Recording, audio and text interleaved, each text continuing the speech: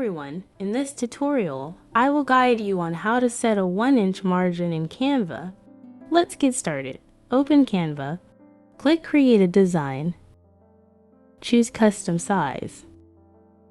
Adjust units to in. Enter the required size.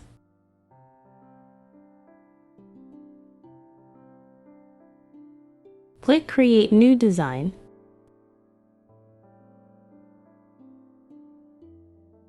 Then go to File, click on Settings, choose Add Guides, select Custom. Input the following measures: set columns to 1, gap to 0, margin to 1 inch. Set rows to 1, gap to 0, margin to 1 inch. Click on Add Guides, and there you have it. If you found this tutorial helpful, please consider subscribing and liking the video. Thanks for watching.